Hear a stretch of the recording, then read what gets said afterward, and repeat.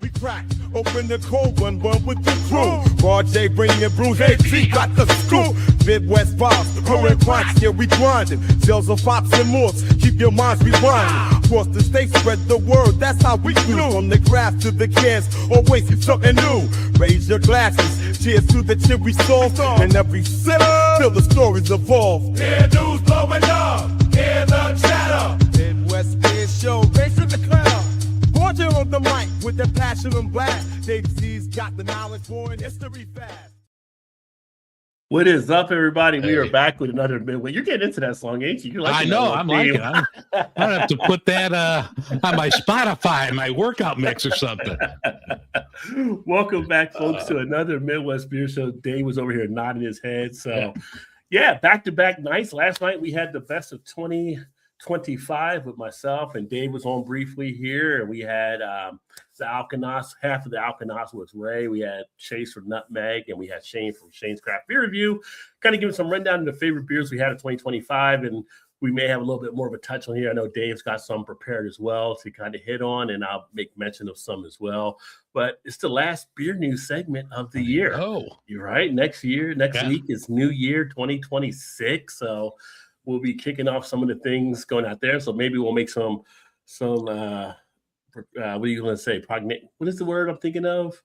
Predictions. Predictions. Look at our crystal ball, our crystal beer glass. Yeah. We got a few pieces from a couple of brewers that kind of think what they might be targeted next year. But we'll get into a few different things here tonight. But thank you for all of you that tuned in. And those that have come back, we really appreciate you coming back again. And those that are new here, we appreciate you being here new for the first time. So, welcome. Yes. Yeah. So shout out to Todd in the house. Cheers, my friend. Great to see you. And and a good Christmas. We talked about it a little bit last night. Everybody good Christmas, it seemed. And now we're getting ready to roll into here. And where do we want to start on the beer news? Do we want to start with doing a beer review first and then get into the news items? What do you feel? Yeah, we could touch briefly on our best beers of the year. All right. I'm going to pull up your here. Little thing. Wait a minute. Is there volume? There's volume on it, right? Okay. No, there's no volume on it.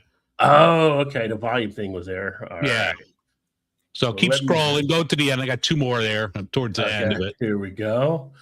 All right, look at this. Getting fancy with the beer review. There we go. Oh, Wookie Jack. Yes. Yeah. I mean, those five. I mean, and it's not a top five I mentioned on my show. I don't really, do stuff like that. But these were five that, looking back on some of the videos I did, these were five that really stood out. That these are ones that, like, in the case of the 15-year beer on top from Revolution, I'll never get again. But the others, if I see, I'll definitely grab. The Sierra Nevada Pilsner. It's in that cute little 8-ounce can. That I thought was just stunning. It was just a phenomenal Pilsner. This one from Brothership out in suburban Illinois, really great double dry hopped West Coast. Then we have Lupolo, which is from Oxbow. They're out on the East Coast. That was a great Italian Pilsner. And then Wookie Jack, Firestone Walker. Black IPA is a great style. I'm going to crack that open in a little bit here. That's just always a classic one that I always look forward to and will definitely buy every year it comes out. Well, we'll definitely be talking a little bit more on the Black IPA as well, because there was something I noticed out there that came out towards the end of the year, and hopefully it might be something that opens up more opportunity as well. And shout out to Marilyn in the house. Great to have you in, Marilyn. Hey, Marilyn. Appreciate you being here. And hopefully you had a happy holiday and get ready for a great new year as well. And last night when we talked about some of the beers, Utopia was my top one of the year. Again, I've always mentioned, I do the Untapped type stuff for myself, kind of give me my own barometer, but it was one of the few ones that I've rated as a 5. I mean, it definitely lived up to the hype, as I mentioned. And I've been doing Untapped since 2013. It's probably like the number 10-5 I've ever given, right? I probably got both hands full now. So don't give out 5s a lot, but that one definitely lived up to being as good as it was. Made mention of the Dragon's Milk, the rum barrel coconut, which if you're a Dragon's Milk fan, anybody's Dragon's Milk fan needs to get their hands on that if they can. Of course, the Wookie Jack we talked about as well, which I also got a chance to enjoy there. The anniversary ale. Didn't put the video up on that one yet, but that's another solid one from Firestone Walker, the 29th anniversary, a blend of 7 of their beers that they put together. And actually, one of the winemakers was one of your favorites. It was Pete from Wicked Pete, right? So he was in there messing around with that too. So a lot of good stuff happening over the years. Some really good things. Re-hit on the old favorite, which was a Chill Wave from Great Lakes. Having that again this year. Brought back a lot of good memories. Still a great, solid one to have. The return of the Lake Erie Monster. Don't know if they adjusted it as much, but they did something to it, I think, but it's still just as good. So some phenomenal beers, as always, that come out. And just, a great beer year once again to enjoy different things out there. And that's the whole part of the fun. Not everyone was a winner we've had during the year. You all had some that were just like, it's okay, or maybe club okay. But for the great majority, we found a lot of great other beers out there to actually enjoy. Going up to Indianapolis earlier this year for CBC, got a chance to really check out some good beers from around the Indianapolis area and going to a few of the breweries there. And overall, it's been a great beer year on my end. So, yeah, I didn't drink this much compared to last year. According to Untappd, it's like your check-ins were down to what you put in last year to this year. You only did maybe a small wheelbarrow, or you might have done a medium wheelbarrow last year. So it's kind of like I took a little bit of slow down. And I got into more than non-alcoholic this year, right? Yeah. The rage right now that's taking place is with NA Beers, and I got more involved in it. Me and you both got involved more with Go Brewing as ambassadors with them. Checked in a few of the things from Athletic. Checked out, again, probably my overall favorite NA beers is the Shoots with the one they actually did for the Black Butte NA. But a lot of people, got this Sammy Adams Just a Haze. I haven't tried it yet, but a lot of people gave good stuff about getting that one. So the Sierra Nevada stuff's really, have you had the Trail Pass, right? I haven't done the Trail Pass yet. That's another one on the list. I grabbed a 12-pack of that. So it was like a variety pack, and they had 4 different beers, so 3 of each. And I mean, that's always really good. Like, I dig it. Like the one I had today, I did a video. I'll have to edit it and put it out. They had I don't think it's a lager. It didn't say, but I can't imagine these are lagers. They're just kind of cranking it out. But it was like a golden ale with a little lime. I thought that was really good. So, and I've had a couple of the other ones, so I'm looking forward to doing all 4 and seeing how those go. But Sierra Nevada, everything they put out solid. Yeah. So the golden ale with the lime, was that an NA as well? Or? Yeah. So this was just an NA mix pack that they had. So I saw that I saw it yesterday at my Binny. So I'm like, well, let me pick that up because I am going to do dry January this year. Not that I don't want to drink, but I got to kind of lose this gut. So let me work on some things in January and, stay off the barrel aged. Yeah. Do what you got to do, right? Yeah. I mean, I got to get more of the gym time back on schedule. But But the NA stuff, actually, I've got the one I'm going to put the review up here in the next probably week or two that I got for the winter IPA from Go Brewing. So I've got a few of those here as well. The nostalgic, I think it's Nostalgic Ski Lodge, I think is the name of it. So yeah, I think so. Yeah, I know. I got to grab some stuff from them for the month as well. I haven't decided which of their mix pack am I getting. Yeah. And cheers to you, Simo. Hope you had a great Christmas, my friend, and looking forward to a happy New Year. Simo Subs in the house. You don't know Josh, make sure to check him out, our buddy from over there in the UK. But yeah, if you guys got some favorite beers, you want to let us know and note those down in there as well in the comment section. See if we can talk about them during the course of the show as well. But yeah, all solid choices here. And I was looking at the Terp Trail. I was trying to see that one. That was that's a double dry hopped West Coast, and it was spectacular. And like Brothership, I think they're out of Mokina, Illinois. I could be wrong, but they're in like suburban Chicago. really good stuff. And that one, when I had, I was like, damn, that's good. Like, damn. Yeah. No, all good stuff there for sure. And so taking a look, I guess we could jump into some of the news since the last time we've had one was a couple weeks ago. Now, the first thing to take a look at here was one that you actually had out there dealing with your area in Chicago, right? Don't get me started on this. The proposed Chicago liquor tax sparks criticism as some fear it will drive sales to suburbs. So I'm not going to play the video because of the whole YouTube thing. I don't even know that's the same story right there. I think that's an ad, yeah. Yeah. But here they're talking about the tax. So basically, you guys are going to be getting hit possibly on off-premise sales, it looks like. And that's 13.25%. That's kind of crazy. That's on top of your federal and state tax. So that's not just total, that's like an additional. So whatever you get hit with your federal tax and your state tax, I mean, it's not going to change anything if you go to a brewery or, a place that, makes stuff. I mean, the article itself even listed a cider place and a place here called Koval that makes like gins and whiskeys and bourbon. So it's not going to affect if you go there to buy it. But if I want to go to a liquor store or the grocery store, that's just an added tax. And for a lot of places, their off-premise sales kind of helps pay the light bill. So you might just get people not buying it. Another reason for people to stop drinking, or they're just going to go to a suburb or go somewhere else. Like, I'm not going to be doing a big Binny's run in the city if this goes through. I'll just, I'll drive an extra 15 minutes and go to a suburb and, save a few bucks.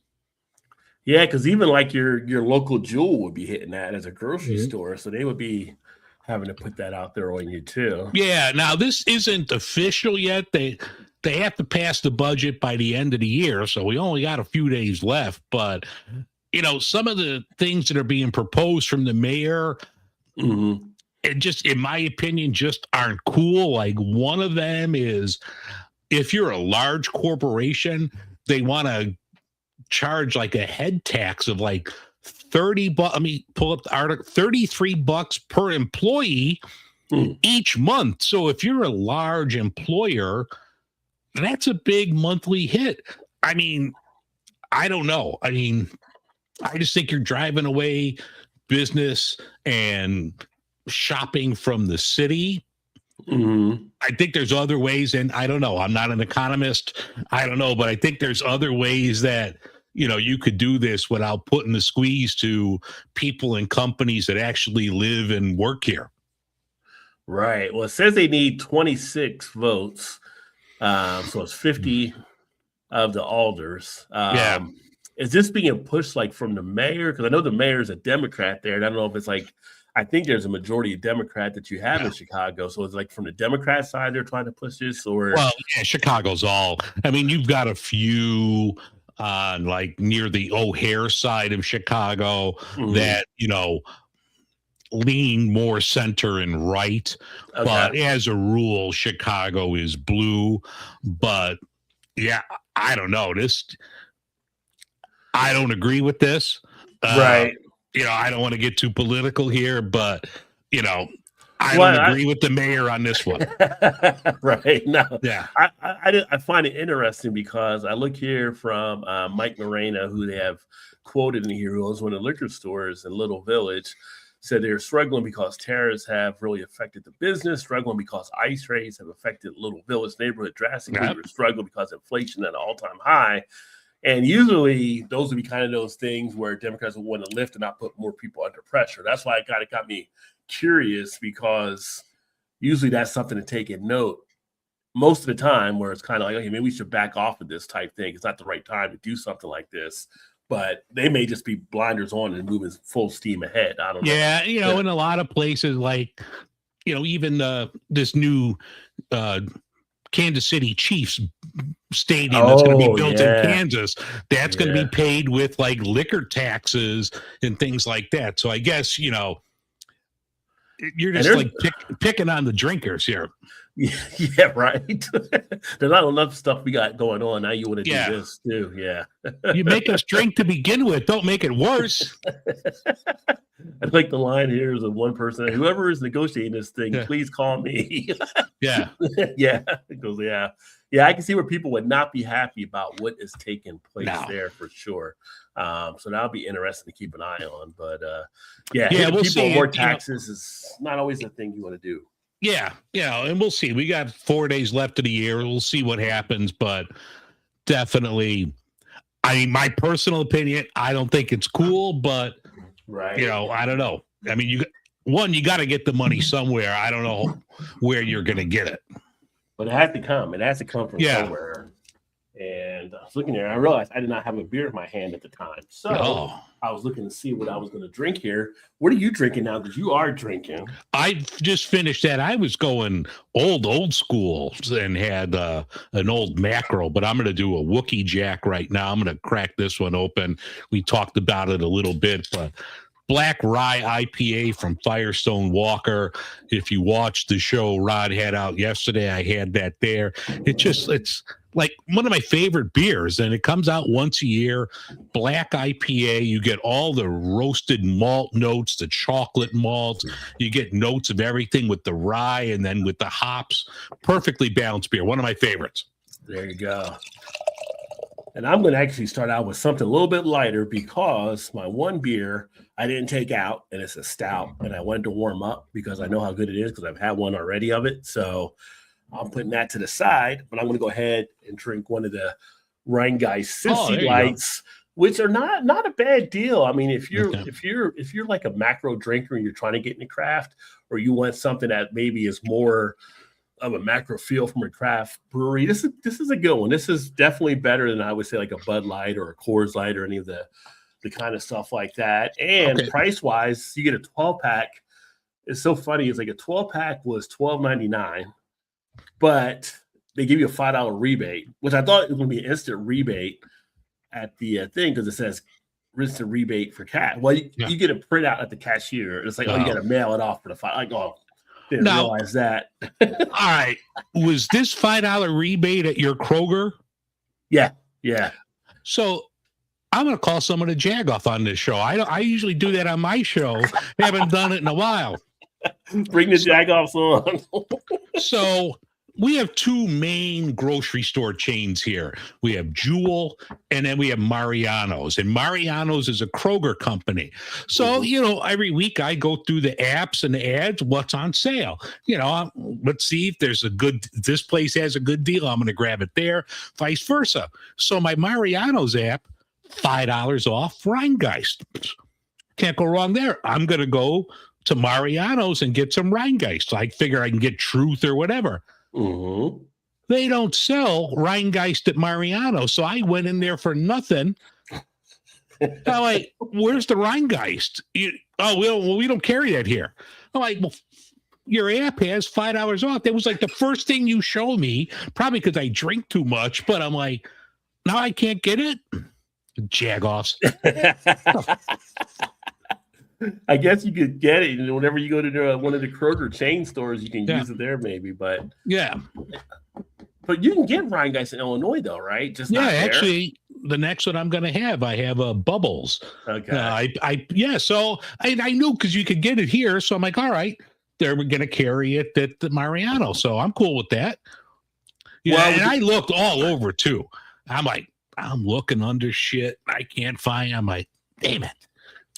So with Mariano's, it was basically you couldn't get the rebate slip at the cashier either because you didn't buy it because you need the rebate slip to even fill it in. Which I was like, who mails in rebates anymore, right? And I'm like, who does it? And it's like, I thought I'd get the $5 off right there, like $7.99, like a coupon. Oh yeah, why not? Yeah, so $12.99 for a 12-pack is still good, but I'm gonna give me another $5 off. I think this was like a 6-pack. I'm gonna pull up while we're talking here. I'm gonna pull up the app because I think it was $5 off a 6-pack. So I was like, sign me up. Indeed. And shout out to Simo. Thank you, sir. Appreciate the super chat, my friend. Appreciate it, and happy New Year, and have Merry Christmas as well, and happy holidays and all that good stuff. And well, thanks.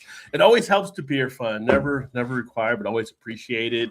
And in fact, I was going to say, for those that like to follow on the various stuff too, this year I'm getting more involved on some of the membership type stuff. So if everybody wants to look at the membership things, you can always check out the membership for the channel, or like the super chat like Simo just did there as well. So, but that's always appreciative. And thank you, sir. And shout out to Vanessa in the house as well. Welcome, my friend. So I don't know if you can see it with the reflection. So this is $4 off a 6-pack of Rheingeist, and you could use this up to 5 times. So you could buy 5. Oh yeah, 5 times. Yeah. I had the coupon clipped, and you don't sell it there. Jag off. Hey, Rheingeist people, I was going to buy it. I was in. I was going to grab a case. I'm like, I'll save that. I'll do dry January, but that'll still be good in a month. Poor Dave got up there trying to get it, and all he got was... I got nothing. The price is wrong. Yeah. So then I'm going to like build your own 6-pack. All right, I'll find something good here. And they had a couple. They had that Great Lakes, that like cookie stout or whatever. Oh yeah, cookie stout. That had like lactose. I'm like, I can't do that. And most of their other stuff in your like the build your own 6-pack is the F word. So I'm like, nah, I'm gonna pass. Lactose. Yeah. So I got nothing out of Mariano's beer. I think I was on my own year and something broke up there. But yeah. But this is the one you were talking about. I haven't done it yet, but that's the one you were saying they had there. Yeah. Yeah, they had it, and I'm looking, I'm like, oh no, this is not going to end well. This is not going to be. That's not going to be a Christmas miracle. So I'm just going to put that one down. You got to be careful with battles with the lactose. Yeah. Not worth going in for that one. So secondary account for when I'm banned because of YouTube. Oh, you won't get. They've got to not ban you, Vanessa. Yeah. But kind of interesting on the whole tax thing up there in Chicago. Yeah, not cool. Was posted on that and everything. See how that goes. Never a fan of taxes, that's for sure. No. Let's see here. Then we also had the Iowa merger. So let me get that pulled up here too. Yeah, that looked really cool because it's at like an old Wonder Bread, and a listener of my show actually sent me this note, so I got to give a big thanks to them. But there's like Single Speed Brewing, and they're gonna it's gonna be a collaboration with 2 different breweries, Peachtree and Back Pocket, and it's gonna be in an old Wonder Bread facility. This looked kind of cool. So it's called the Brewery at Wonder Bread. So I don't know. Maybe you can get some Wonder Bread off on the side. Maybe you can get you a loaf of white while you're there as you're drinking some beer. But this looks pretty cool in Waterloo. So behind the sign, it must say Hostess Cakes, because Wonder Bread owned Hostess, I know. Yeah. At one point. So yeah. Maybe you do like a Twinkie ale or something. I don't know.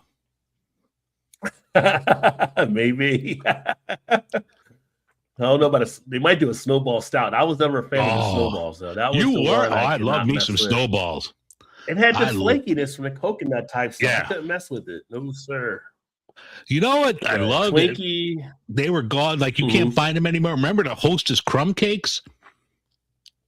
I do remember those. Those were good. I killed those. Yeah. And then I remember when Hostess used to have a thing called, what is that? My thing. Hold on. All of a sudden, I had music playing in my ear. I didn't hear it. Okay, it was just coming through. It came through from the video in the background for a reason. Hostess used to make Suzy Q. You remember those? Yeah, they were Suzy Q's and the white Ding Dongs. You can't find them anymore. Yeah, you can't find those anymore. Yeah, I didn't look for It's them. like Woody Harrelson trying to find Twinkies in Zombieland. Just you know. I used to Well, love they those what? Suzy Q's. Ding dongs and Suzy Q's were pretty much the same thing, just a different shape. Well, Suzy Q's were like a cake with Yeah. the white in between, but the ding dongs were round up. They were like along like a cylinder with Yeah. and it was like more of a harder chocolate, I guess you could say, on the outside than what it was. And then the Hostess cupcakes, Yeah. the regular cupcakes. Yeah, those were good. I just like the orange cupcakes, the chocolate Yeah. cupcakes, and the vanilla birthday ones, and some other ones. So, yeah. Oh, the apple pie. Who didn't knock off a couple Hostess apple pies back in I the was day? I was a lemon guy. I was a lemon guy. I was Oh, a yeah, lemon guy. lemon. Yeah, Yeah. I was always after the lemon. Yeah. Oh, those brought that's some memories from 7th and 8th grade Yeah. then back in the day, getting some of those Hostess snacks. I remember when I was a kid going to camp back in the day. And you go to camp and they go when we did. I don't know if they still go to camp so much like we did when we were growing up, but you go to camp for like a week or whatever, right? And you go there, you were a tent, and you got a camp counselor. I mean, it was kind of like that Friday 13th type setting. And it was always like the counselors to be like taking your shit, like coming up with Twinkies, like they're gonna end up trying to take all your Twinkies because they're like, "What your mom pack for your food in there?" Yeah. I'm like, "What are you gonna do? You're like a kid. You can't take on the counselor at that point." Oh, But I remember them taking my Twinkies. I did not like it. oh man, next year you got to come in packing. Yeah. Yeah. Yeah. Vanessa she was a cherry pie gal. So Nah. there you go. The Hostess cherry. Let's see here. She was banned from a channel because I commented on a Halloween costume in 2019. And you got banned for it? I wonder what you said about the Halloween costume. They got you banned. Yeah. That had to be another interesting Vanessa story. Yeah.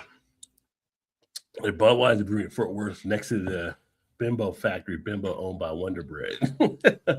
Okay. Well, we talked the last show about the 3 Budweiser plants that are closing. Yeah. So that's all taking place too. But yes, we had the Iowa merger. And then also, this was a surprising one for me in that we've both had this beer. And I didn't hate the beer. I thought the beer was decent. I thought it was good. But to be the top beer chosen kind of took me by surprise there. Yeah. And of course, we're talking about the Union Jack, and this was at an event over there in Brussels where they said officially the number 1 American beer according to the judges that were at this event. So we've got much love for Firestone Walker and what they actually do. When we got the variety pack, Union Jack was not one of my favorites before. So it just surprises me that it came out that high over there. And you don't know like how many breweries actually enter this or what they send. But I mean, it's not a bad beer. I mean, No, not by any definitely no, means, it's a solid beer. But to say the number 1 American beer. Yeah. And it's like at that time for what you had entered. Yeah. Okay, it wasn't number 1 American. Now, if you would have had a wider spectrum, maybe, because we don't know who was all entered in, it could have been different. And again, this isn't a shade on Firestone Walker. It's just a surprising thing when I saw mean, they should have sent him some Wookiee Jack because that would have knocked off Union. Yeah. Yeah. I would take the Wookiee over the Union Jack any day. Oh, yeah. But they ended up, but congrats to them for being selected. They do a great bang up job. And we've been fortunate, like I said, to enjoy some of their beers they've sent out and checking out some of the stuff they're doing. So definitely recommend giving it a try. But like I said, just a little surprised when I saw that one pop up there. And then we get into stuff. So here's some stuff to get into, and this will be a little bit more detailed, so to speak, as far as conversation wise. We'll talk about 7 stories from 2025 that the beer industry was buzzing about, right? So had a lot of different things happening this year. Oh, yeah. By the end of the year, as we get to it. First, when they talk about, and it was kind of a weird title, it says Trump take beer sales. I'm like, what? Like, that makes no sense. Like, to be Trump tank beer sales, maybe? Or whatever like that, with everything that was happening with the cost of aluminum, the tariffs, the steel, all of that really put a hurt on the beer industry in some way. And then you had the down drinking of people not drinking as much that also come into play. But they kind of looked here where some of the stuff coming out of the administration added to that pain being felt by the beer industry. So kind of an interesting aspect for that first part there. Although, as mentioned, it's the second Trump administration, but we knew the first time they had the tariff thing going too. So it should have been kind of baked into the cake, so to speak. Like we knew something would probably end up happening. But this was like extreme though. Yeah, this has been extreme. And when they did it before, it was in 2017, right? So yeah. It was basically within his first year. This is also within his first year of the second term, but it'll be interesting to see how far it pushes out because this one has come to be more impactful than it did the first time. And the first time I know that like the spirits industry, which we'll talk about Jim Beam here in a little bit too, they took $1 billion hit the first tariffs that went around. So could it be more this time? Well, apparently the first time, if we want to go into the Jim Beam thing, we can go into the Jim Beam thing now because Jim Beam never had to shut down in 2017 or 2018 for a year, which they're calling for now, which is kind of crazy because Jim Beam is kind of like that stable bourbon that everybody kind of knows. And people might not say it's the best bourbon or the greatest bourbon, but everybody has it somewhere or knows it. And it's kind of like, I don't want to downtrodden like it's the common man bourbon, but it's kind of like that working man type bourbon type thing. So if they've got to shut down, then what does that mean for all your other bourbons out there? What does that mean? How's the Maker's Mark going to be affected? How's going to be some of these other ones going to be hit out there as well? Is Jim Beam that canary in the coal mine, so to speak? So that's interesting. Yeah, and it's, it just seems like there's like 2 or 3 companies that own the majority of the bourbon makers that are out there. But that just really like struck me like Jim Beam's going to shut down in Kentucky for a year. I mean, obviously they have enough stuff that's already made. It's not like beer where, you make a batch every, other day if you're, a big Budweiser or whatever. I mean, this is stuff that's been sitting and aging and it's going to continue to do so. But I mean, that's jobs, that's, product on the shelf. Mm-hmm. That's not good. Well, you look at Canada being our number one trading partner in that area, and they pull stuff off the shelves, and they've got a stockpile, but they're not selling it, right? So Jim Beam isn't getting any profits and stuff. So they're not ordering anymore. So it's kind of like they're getting screwed heavily because our top trading partner is not calling, hey, we need to get more shipments up here. It'll be interesting. Like I said, Jim Beam is that one that's kind of there for everybody, but then you have to start wondering about some of the other brands, how they're going to be affected. Yeah. I mean, like Jim Beam is like Jack Daniels. It's there. Yeah. You could get it anywhere you go. Anywhere that sells liquor, you're going to be able to find like Jim Beam, Jack Daniels. I mean, those are like the staples. Yeah. And I mean, you look at price-wise, like Jim Beam, a bottle of Jim Beam with the 750 milliliter, is that what the size is for that? For like your regular bottle, I think. And you're paying, I don't know, $20, $25 in that ballpark. It's a lower end cost for your basic Jim Beam. And if they got to shut down, and you're looking at Evan Williams, you're looking at Maker's Mark, you're looking at some of these bigger brands where they're into the 40, 50. Look at, Pappy has a select market for it, but could Pappy be effective, right? Like, you don't know, like these higher things as people talk about the affordability of stuff, there's things that to fall out where people aren't buying them as much either. So yeah, there was a thing I was reading on the New York Times, and it had nothing to do with liquor, but like you mentioned Pappy, and they were talking about the price of beef being so high. And anybody that's gone to the grocery store and bought beef, you know what I'm talking about. Like, you look at a package of beef, you're like, how much? It's gone crazy. But they were talking about steakhouses, and they were like, your higher end steakhouse, the customer that's going to a high-end steakhouse is not going to care if you charge an extra $10, $20 a steak. You're already dropping, a car payment on a dinner. But it's like your mid to lower range places like your Outbacks. Like, remember back in the day, we had like Bonanzas and Ponderosas. They're like, and people just aren't going to these places anymore because they can't afford the extra hit on a steak. And the companies can't afford to like take a loss. So your places like, what is it, Longhorn, I believe, and Outback are really getting hurt buy this. So it's probably the same with bourbon. Like people that are drinking Pappy, you're already spending way more on a bottle of bourbon than we do in beer. You know, it's not going to affect the Pappy drinker, but the Jim Beam drinker, yeah, it's going to make a dent. Yeah. Yeah, it's going to be interesting to keep an eye on to see how that all definitely plays out because, like I said, it's a select market when you start getting up to those higher price type bottles. But for your mainstream, if they're getting hit where companies might be taking their product off, they're not going to be able to step up to get the bigger bottles. So, yeah, it's it'll be interesting. So that's definitely been having an effect. But this is something, you know, we did the tariff show earlier in the year. We kind of saw it coming down the pipe and put it out there for people to take notice and stuff. So it's for us, I think, and for the guests we had on, it's not a huge surprise. This is kind of taking place.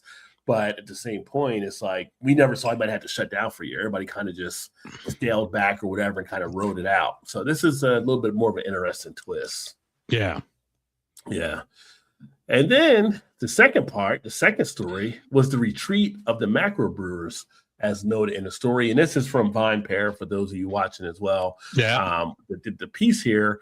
And basically, you know, we had the Molson Coors shutting down Leinenkugels, which was definitely historic in that way, because with that brewery, whether you're a Leinenkugels fan or not, the historical presence of Leinenkugel and that brewery and then being shut down by Molson Coors was just a, you know, big brother took the toy away from little brother type situation. And it was like done. So it was sad to actually see that, and that community got hit hard because that was like a big thing for the community too. Oh yeah. It was huge there, but you start having to pull back there. You have stuff with, Anheuser-Busch and Bev starting to pass away some things. They're cutting their portfolio back, and half of it now going to Tilray brands. New Belgium being affected. You're seeing a lot of these big hits from some of these ones that came under the macro brewery umbrella. So now they're starting to pull back from it, which is kind of almost like you had what did we have? We had I think it was 10 Barrel that broke away back from AB and Bev, but a lot of them were like under them, and then it's kind of like, instead of being cut loose like 10 Barrel and getting back on their own, it was kind of like, no, we're just shutting you down type thing we've had in places. So that's been a huge thing that's been taking place. And then like they have Pabst here queuing up to promising new light lager launch. They promptly laid off the new brewer's lead and then basically pulled back on their stuff there too. So it's interesting. So even the macro breweries weren't immune to some of the things that were taking place. Yeah, and even like Pabst, like they still have that deal at my grocery store. Like you could buy a 30 pack of PBR for like $14 and get a $10 rebate. How are they making any money? They're not. That's what they call like a lost lead, right? Lost leader. Yeah. So it's like we're taking the hit on it, but we're hoping to get other stuff in. But how are What you else making you the gonna money get up in? at Pabst? I mean, you're not selling that much soup or any of the other stuff. I know they got a new video game, arcade video game that actually does look pretty good that PBR's putting out, but where are they making money? The other point would be a fire sale just to get it out of inventory. Just Yeah. take what we can get on it, and then we're done. Which could be part of their plan as well. Yeah. But even they mentioned Constellation Brands in here and what they've actually been affected on. Oh, So kind of interesting on that. Then they also make mention on here consolidation of the middle tier, whether it was voluntary or otherwise. So you had some of the middle regional type things that kind of gotten pulled in under this as well, with some of the things taking place. You also have like here where it makes mention like the RDT brands starting to come out there as well. So kind of interesting to see. And again, this goes back to the big, beautiful bill they talk about in this part here, where it kind of led to some basically restructuring inside of these companies that kind of put the hurt on some of these other parts of it.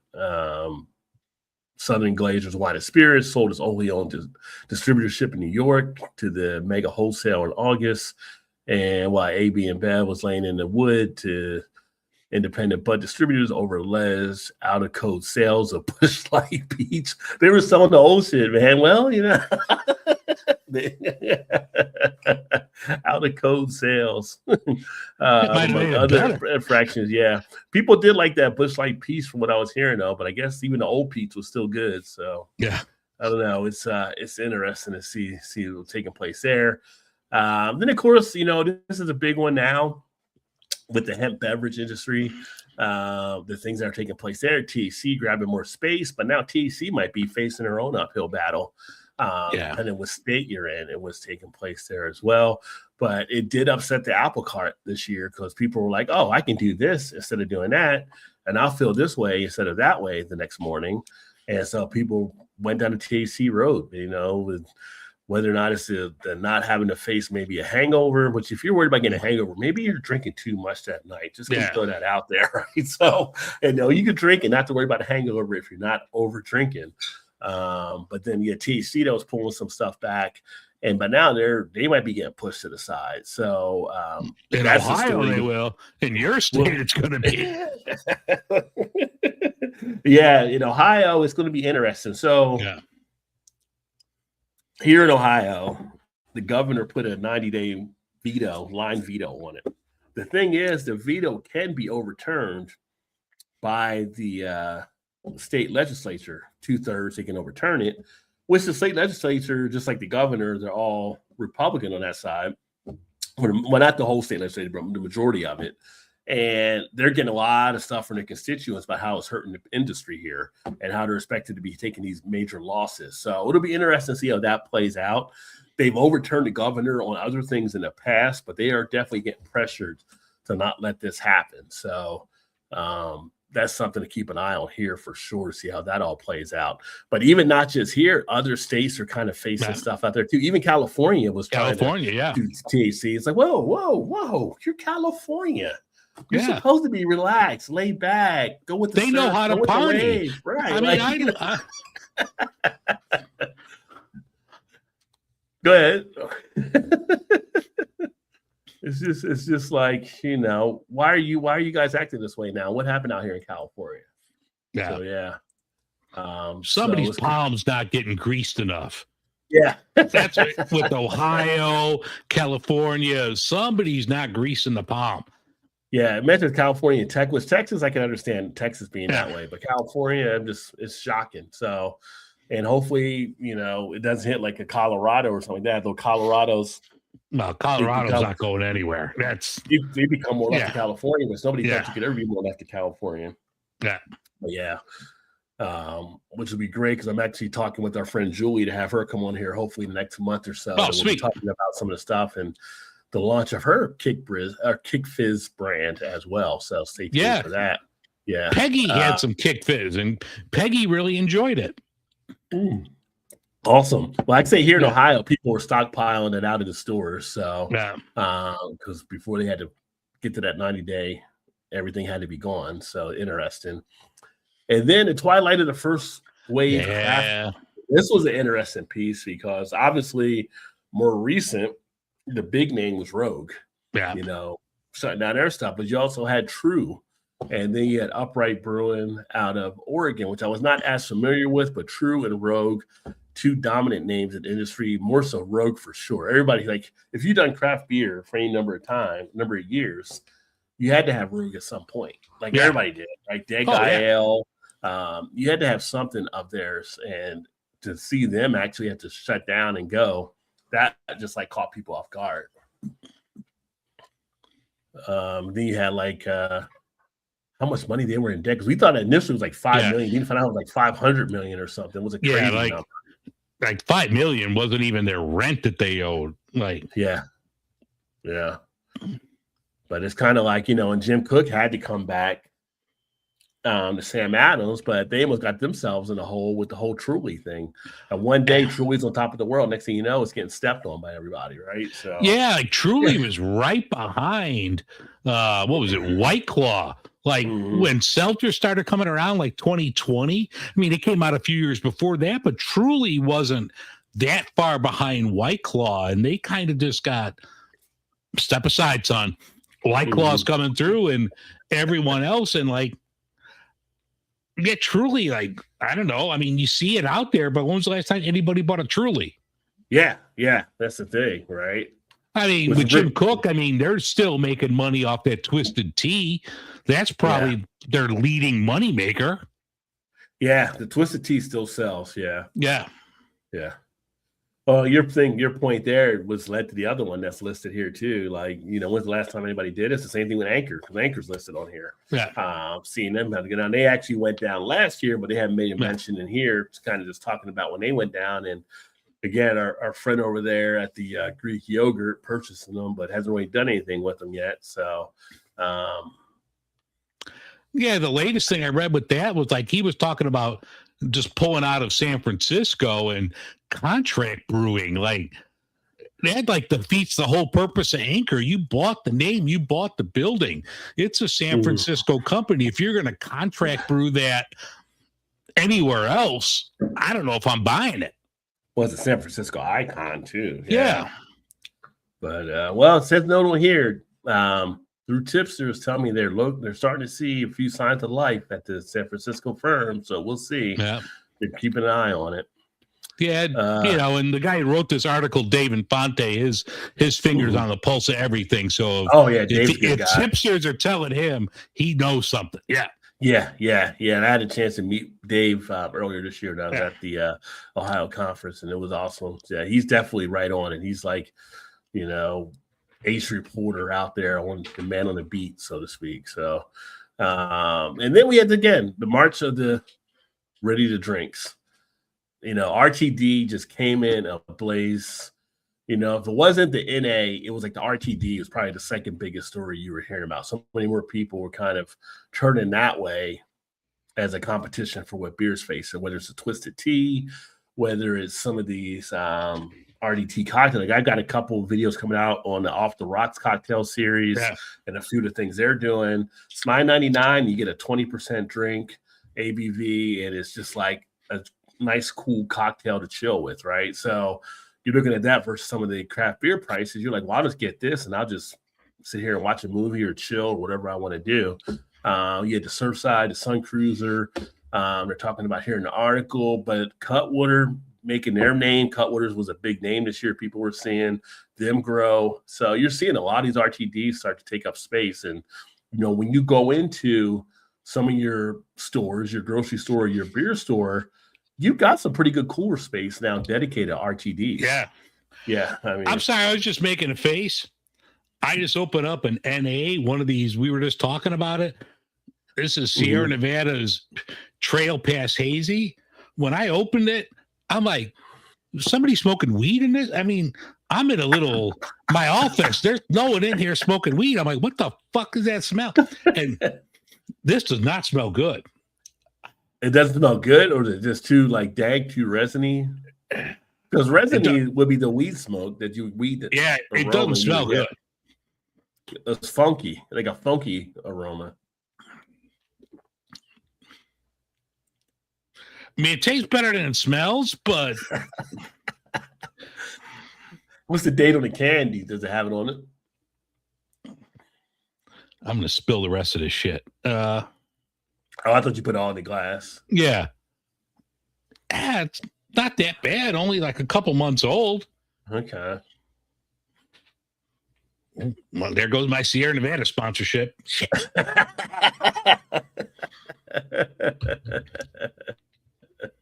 All right, let's go back to the ready to drink, because I'm ready to drink right now after this. Well, yeah, so you had the RTD stuff taking place, and then going through here, the Suds for Chuds market hit a ceiling.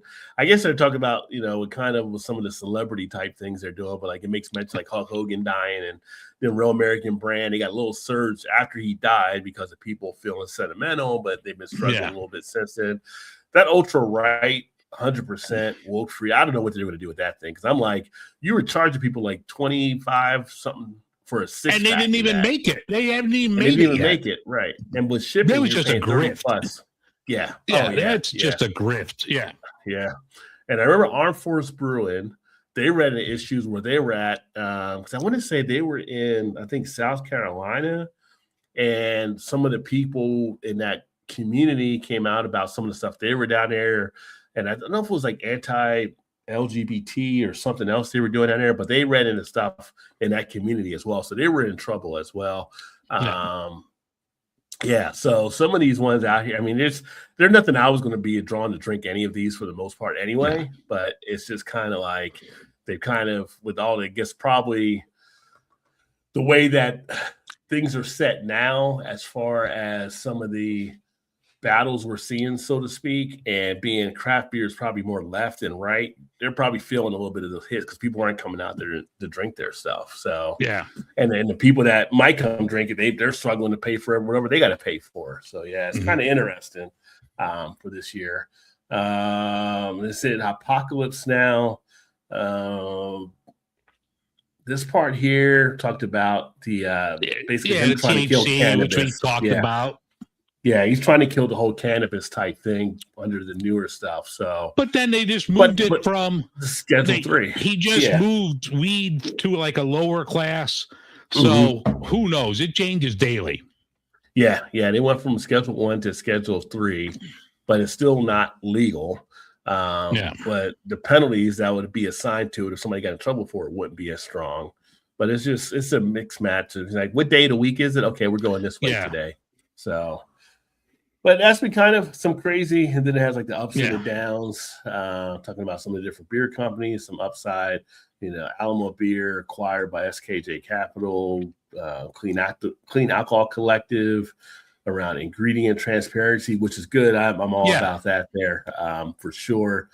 But then it has some of the downs that took place, like the hemp farmers in Washington State are delivering whether to switch back over to hops, which is not ideal for the supply issue, which we have a thing on the hemp farmers to talk about here too as well, I believe. So I pulled that up. I have that in case you couldn't get into that.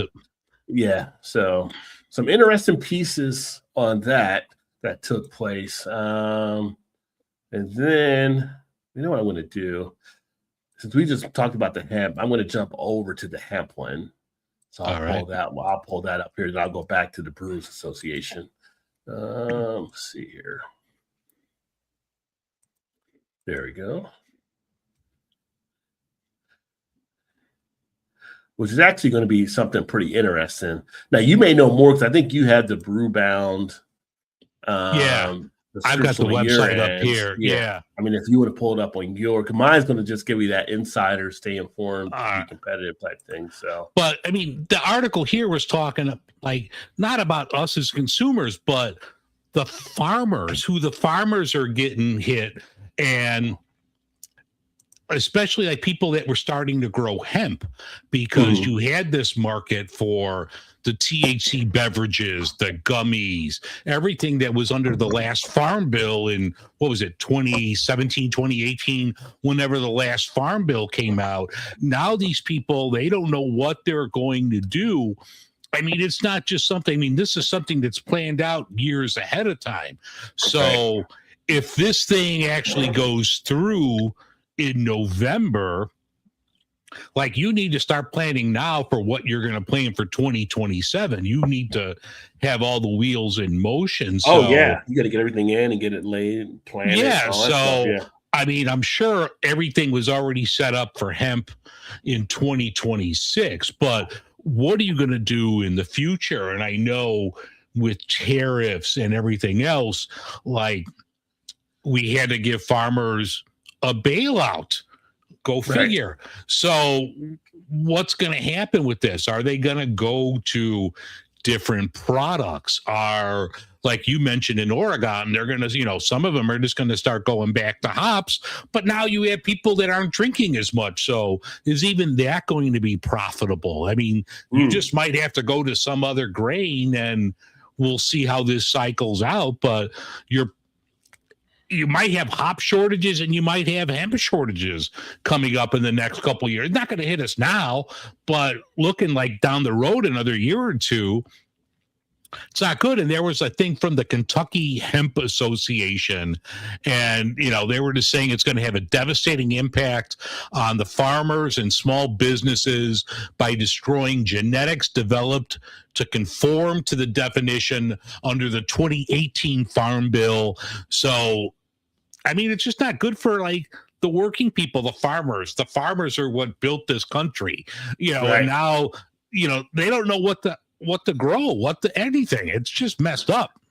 That's because the people that are doing it have never farmed in their life. So, it's going to be something to keep an eye on there. And the one I just opened up this one, which I actually forgot I had these in the cooler. It's always fun to find How a beer. big is your cooler if you forget you have something there? Well, I got the I'm one looking at here. Mine, I don't have room to forget. I got the one Ron here. J beer cooler. Like, And I oh got shit, I haven't another seen one back this. there Yeah. now. Yes, I Yeah. got this one, and I got another one over there now. But it was from Boulevard, our friends out in Missouri, and it is their Boulevard rum barreled pecan imperial brown ale, and it is really good. I forgot I had 13.5 ABV, and it's it's got like this pecan pie with the whipped cream on top, and it is definitely a nice dessert feel beer. To find an imperial brown ale with some flavor, it's not an easy thing to do anymore. I actually just did, and I haven't posted it yet. I did a triple imperial 5-year-old beer that was from Hop and Frog and was done with Pete Schlossberg from Pete's Wicked Ale. Oh, And wow. I had that 5 years ago. My buddy had like, oh, I've got this here. And I'm like, dude, how old is that? And I looked, it's a 5-year-old beer. He's like, I'll just take it. And he handed me an Anchor. I'm like, dude, you got to drink more. I mean, you got this shit in your fridge. But See, the triple imperial Pete's held up well 5 years later. Wow. Hop and Frog does some fantastic beers. Yeah. So I definitely recommend people checking them out for sure. Let's see here. Pull this up. So we also had a recap, which was done by the Brewers Association, the Year of Beer 2025. And interesting numbers, people were kind of freaking out. Oh, it's over. Beers are going down.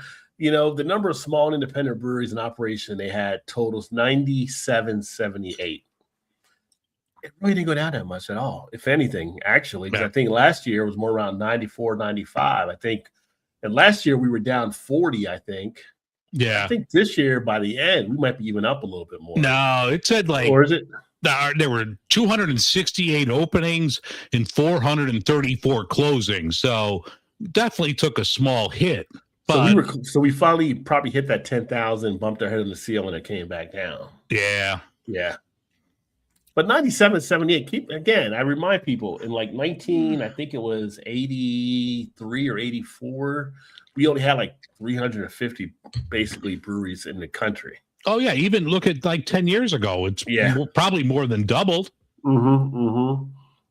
Actually, one of the people in this piece, Matt, who's the economist over at the Brewers Association, I think I'm going to have him on in a couple weeks, working out the details on getting him on and going to talk more about like the numbers. And, I don't see the sky falling. I kind of see this as you're just kind of thinning the herd, leveling things out, and we're going to go from there. But I think everyone talks the sky is falling. I don't see it that way. Yeah, I commented on someone's video a few weeks ago. They had a chat, and somebody was saying the bubble was bursting. Or like, there's no bubble bursting. If you have any knowledge of the business cycle, this is just basically the contraction that takes place. Yeah. We got expanded a lot of stuff out there, a lot of breweries, and it was just, I can basically say it was just too many to meet the appetite of your drinkers. So as people started drinking less, and you also had some of the affordability costs coming in, that was going to lead to some contraction in some places, right? So it's just part of that business type cycle. 97, 78 is still a pretty healthy number to have for the breweries. And here, I know in Ohio, we were, I think, like a 420 is where we're at now for so far. It might be on or off one or two. You can't say 420 in Ohio after your governor. Don't. But I remember last year we were just approaching 400, so I think we did have like a little bit of a net gain there as well. Let's see here. Employment, 443,000 jobs nationwide, fostering the local economies and creating opportunities. Contribution of $72.5 billion to the U.S. economy. What they see is some of the trends. There was a consolidation factor, which, like you said, we just had the one story with the three breweries coming together. I like the consolidation when I see like three independents coming together versus a big boy coming in and taking one over, because that usually doesn't always have that positive thing at the back end where it's almost like, okay, now we're going to do this. You want you to use this ingredient instead of that ingredient because that'll help profit margin, but turns the beer to shit somewhat. So having like independents coming together and knowing the battle and knowing the journey, I think is better. New approaches to hospitality. This is something we talked about through the course of the year. It's like, it's not about you just make good beer anymore. You got to have a reason for people to come to your breweries. You have to be that part of hospitality now. You got to make it entertaining. You got to give, you're fighting with the consumer for dollars against restaurants, against going to a ball game, going to Top Golf, going to all these other different places. You have to give them a reason to want to actually come there.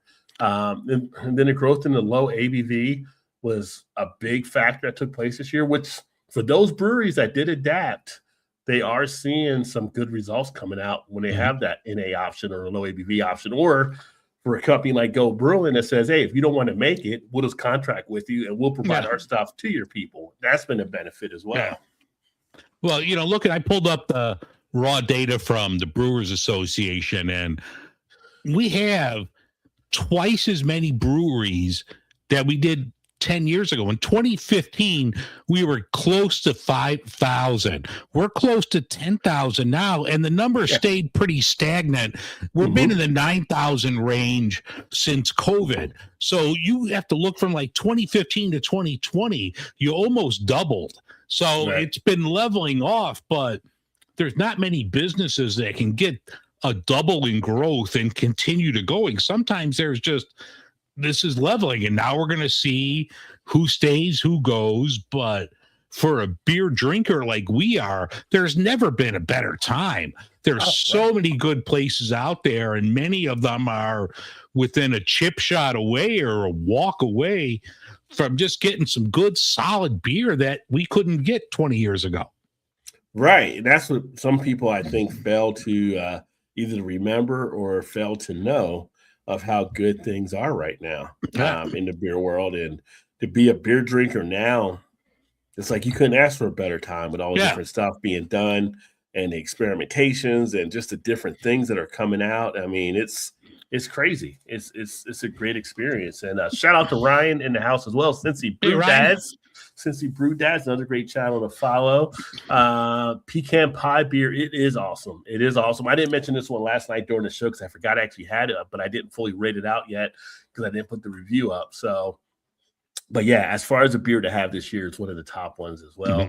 He said one of the highlights of the Higher Gravity Beer Event calendar from this year.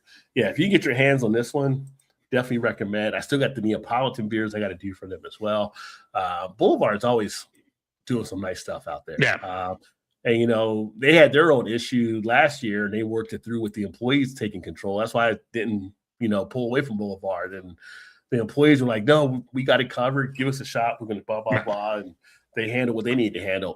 Take note, founders. And then they were able to, keep things going. So, major events also, Great American Beer Fest, 28,000 attendees and featured 2,000 plus beers from 386 producers. Remember, a couple years ago, they were basically trying to figure out what to even do there because their beer numbers were down so low. That's when they started getting more of the RTDs in and more of the spirits, but it was kind of like they were like almost looking like at a battle after COVID. And now look how much they have. 2,000 plus beers are still coming in. So they're still having some success. The World Beer Cup, 8,300 entries in that from the 49 countries across the globe. And you also had beer weeks, communities across the U.S. had American Craft Beer Week, which we know there were different states doing that here. And it's been good. So it's not as bad as what some people will make you think it is out there. Like the sky is not falling. It's not Chicken Little right now. It's just basically going through the contraction phase of a business cycle, and it'll go through, and basically you probably need it because we got some craft breweries that are making some beers. You're like, So, we start to get those out and we start to move other ones in and kind of go from there. And stuff. Thin the herd out a little bit. I mean, you had people that were getting into it for money reasons and not for beer reasons. So I think you eliminate them and we'll get more brewers into this. I'm excited. I think we're still sitting in butter over here. Butter. Yeah. Cheers, Az. What's going on, Hey. homie? Happy Merry Christmas and Happy Holidays to you as well. And yes, too many great options. I mean, there's a lot of great options. Actually, Az is down there with Todd in the Louisville area. I just saw what's the one brewery? One of the breweries in there has a funky option coming out. It's with Gallon Fox. If you get a chance, check out Gallon Fox. They just had a release coming up this past weekend as well on a new beer they were doing. I just returned from Jungle Gyms. I try to stay out of that place because if I go there, it's just like, don't let me go in here with the card. Take the card, honey. Don't let me have the card. If I go in here, everything's coming out with me. Two nice stouts there from Perennial, Artisanal, and Mass Landing. See, you pay a visit. I could. Last time I went there with Todd and Shannon, it was just like carts were full. I was like, what am I going to put all this stuff? You know, I'm trying to get stuff out of the cellar. When I go there, it's always adding stuff to the cellar. But I got to go back to my Kroger tomorrow, and if that Bourbon County Stout's on draft again, I'll probably grab a glass of that while I'm shopping. $8 for a 12-ounce pour? Yeah, there you Makes go. Makes sense, makes it hard to choose. Sometimes it does. That's true, yeah. Thank you, sir. Yes. Yeah, hopefully you guys having a great holiday weekend down there, and hopefully as we get you up here for the beer fest. I know Todd told you about it in February, so keep posted on that. But yeah, so it's like the sky's not falling. It's it's just the things that's happening right now. This one here, let's see.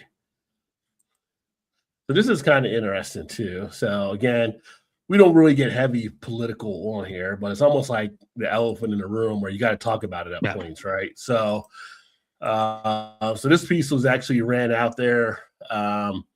It came out of the Yucatan Times, but Trump's immigration policies linked to decline in Mexican beer sales in the U.S. Well, I mean, I can see the parallel. If you're, deporting a lot of the Mexican Americans or Mexican immigrants, and they drink the Mexican beer, then sales are going to be down some. But it's kind of interesting just because last year Modelo became like the number one beer, right? And then now it's taking a hit. Well, you have less people that can probably drink a Modelo because they're not here to really drink it, or people aren't coming out to get it because they might not be able to get back home if they come out to get it. Somewhere. It's kind of interesting.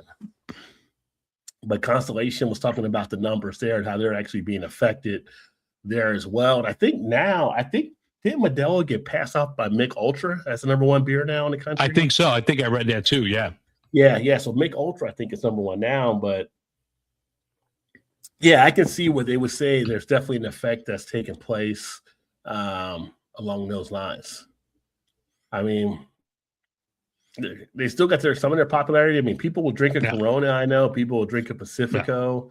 I think Modelo is kind of the main one. A lot of people like to drink, but it's interesting. It's just, it's kind of a crazy type thing to see. They're talking about it here for decades, Mexican beers being a staple of the U.S. market, and how these decisions can now ripple through the beer community. But it's like nothing lives in a vacuum anymore. So when shit like that happens, it's like, it affects industries and stuff. So sad to see for sure in that regard. And then you get fatheads up where you're at as well, right? No, we really don't. Like once in a blue moon, I see it, but I know like they're extremely popular. The stuff that I have had has been outstanding, but I can't just go to my bottle shop and pick it up. Okay, all right. I thought for sure they were in Illinois. But Fatheads has now decided to release some new beers, and talking about NA, they also are bringing out the non-alcoholic line. So they're jumping into the NA realm as well.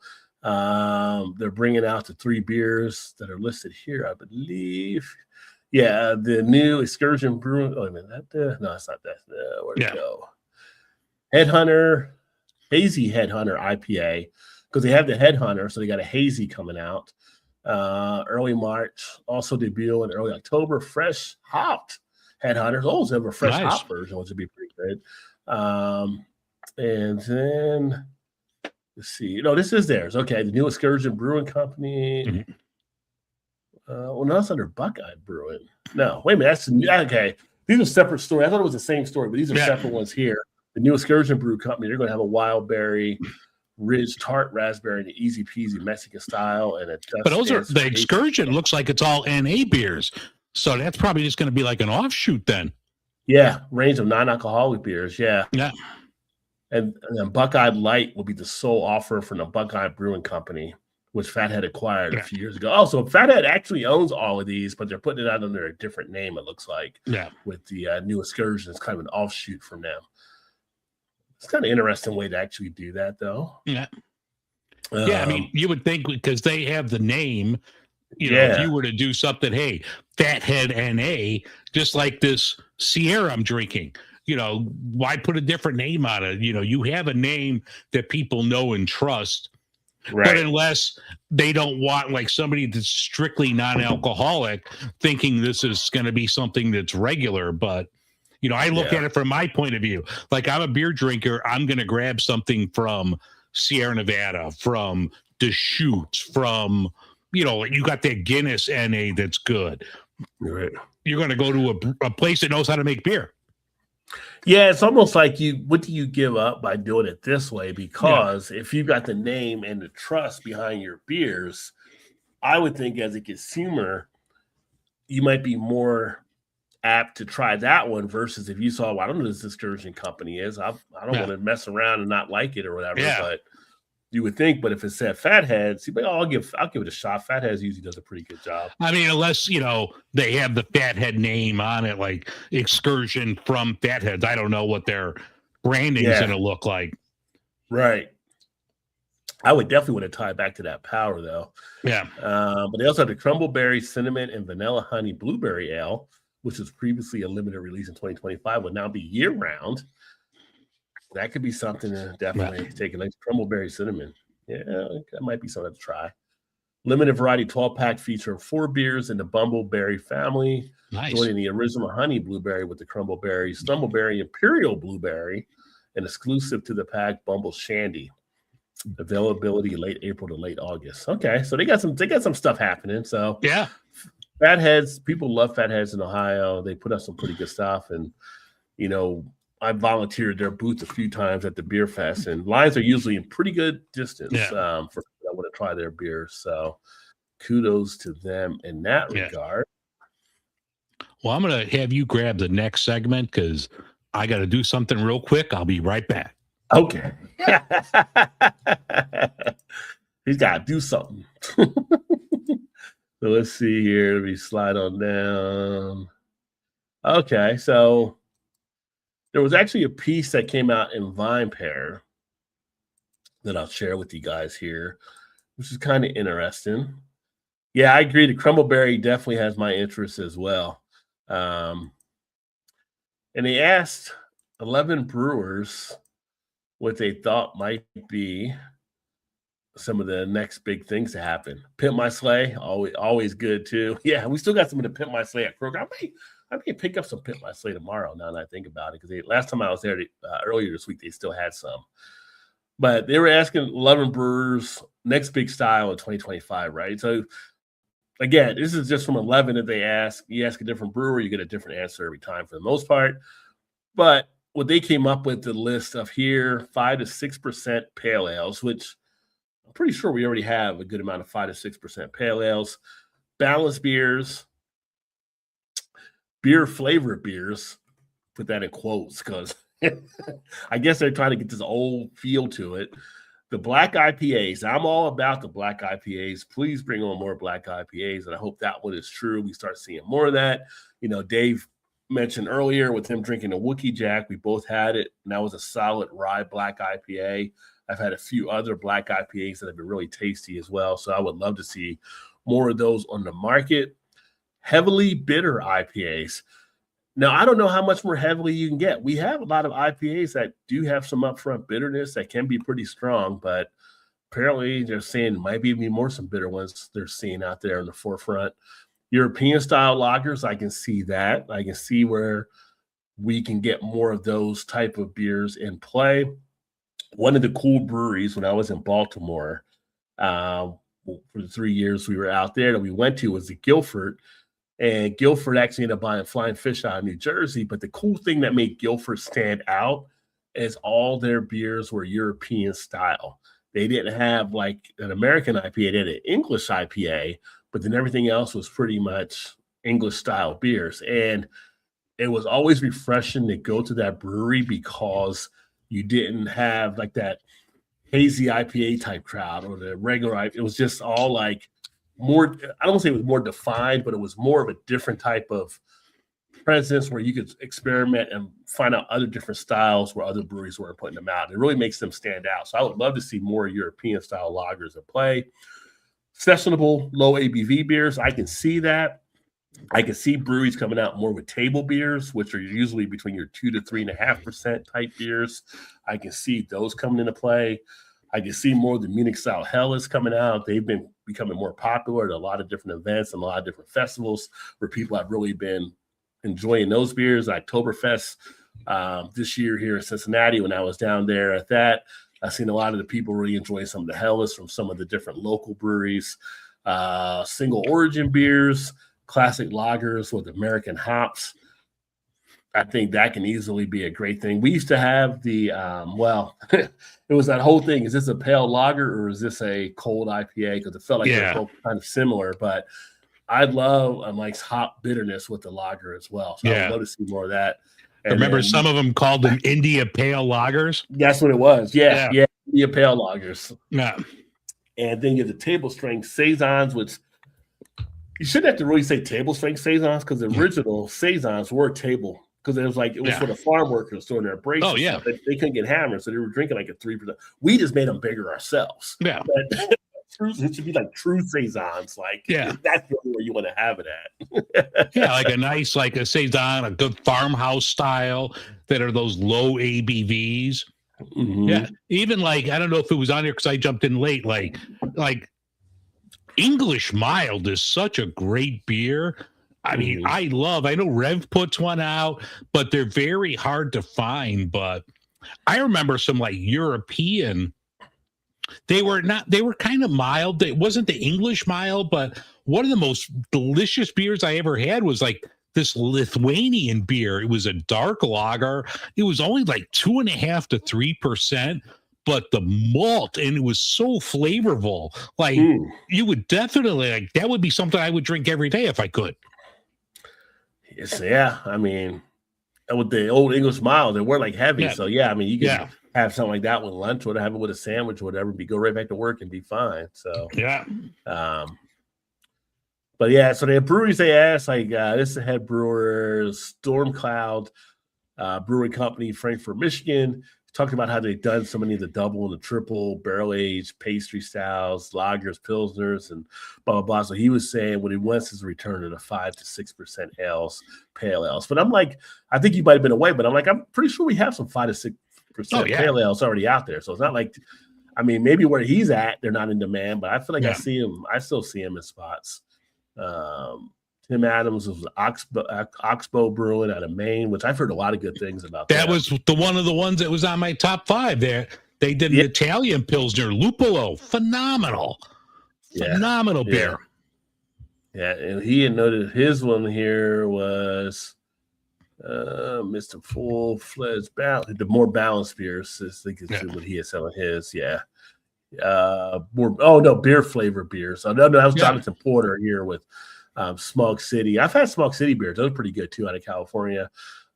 Beer flavor beers, which is kind of just an interesting type thing to actually say. But I guess kind of getting away back from some of the fruitiness and things like that, where it's just like, just give me a beer that's a beer, I guess. So but I mean, we've seen that already with your garage beer and your Montucky cold snacks. Well, I'm saying that's all Montucky does. Yeah, is make a beer flavor beer. Yeah. And there's nothing wrong with that. There's nothing wrong with the nice, crisp, lager. Yeah. And I tell you what, if Finback is pushing for the black IPAs, I will gobble those up because Finback makes some great beers out of New York. So, definitely want some more black IPAs out there. Yes. I haven't heard of Space Cadet brewing before. But this is one, I guess, the real bitterness back into the pitcher. I mean, we're still getting some good bitter beer, I think, but he wasn't heavily bitter. Yeah. Vault 202 out of Appleton, Wisconsin.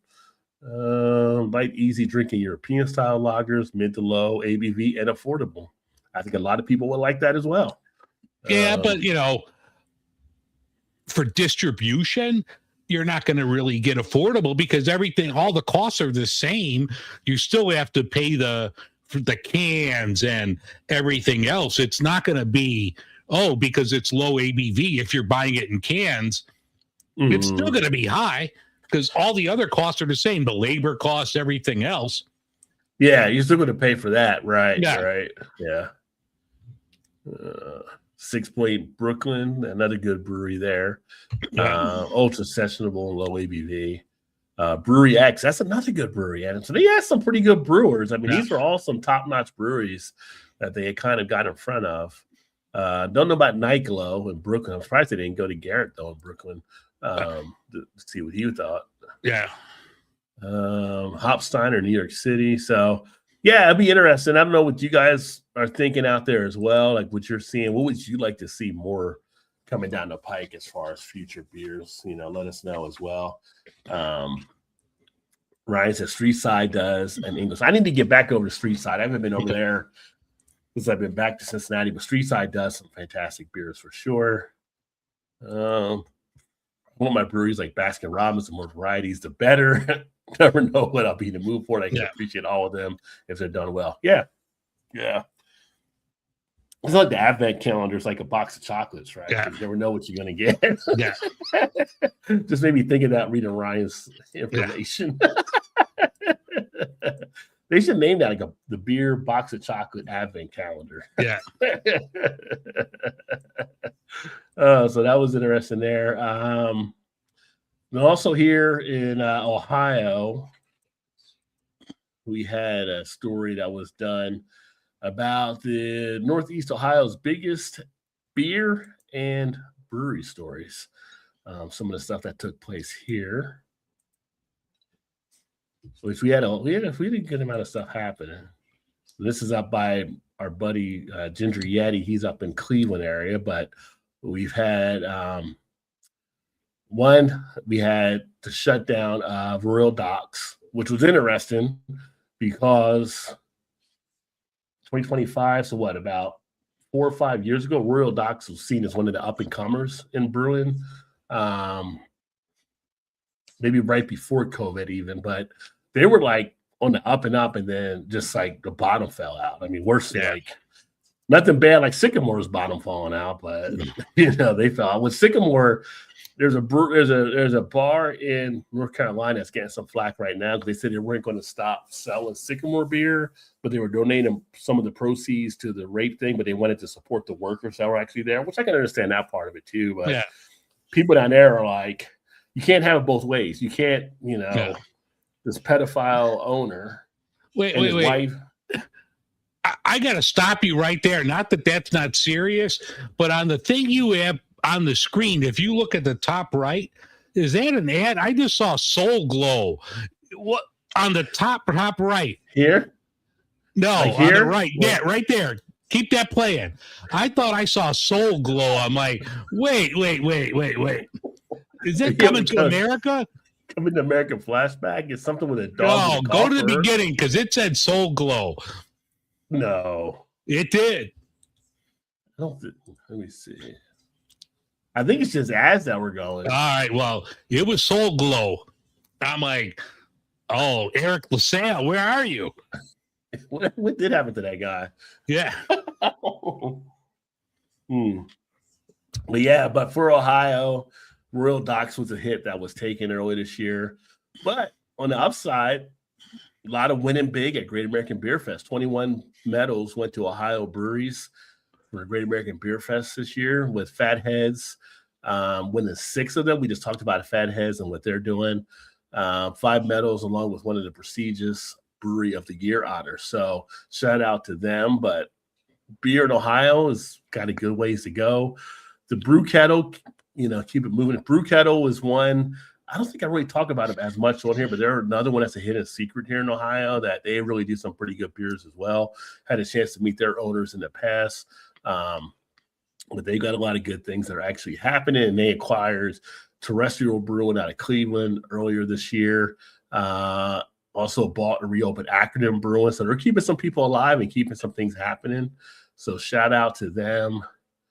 Annual list of top 50 craft breweries. Fatheads for the first time, Rheingeist, Brewdog, and Great Lakes Brewing were also all listed there. Although, I don't know, Brewdog's kind of, I don't know about the one in Cincinnati, they closed that one. So we don't even have that one here now. But they have it in Columbus still. So Brewdog's always questionable because they do some stuff that makes them questionable. So I haven't had a Brewdog beer in a while, but yeah. Yeah, it's been years, but the other Rheingeist, Great Lakes, can't go wrong with them. Yeah. Northeast Ohio Breweries garnered awards in several competitions. 8 Ohio awards, won at Beer Cup with a Mega and Fatheads. And 83 Brewery of Akron, Woolly Pig Farm Brewery of Fresno. I have not had anything from them, but I've heard their name out there being mentioned.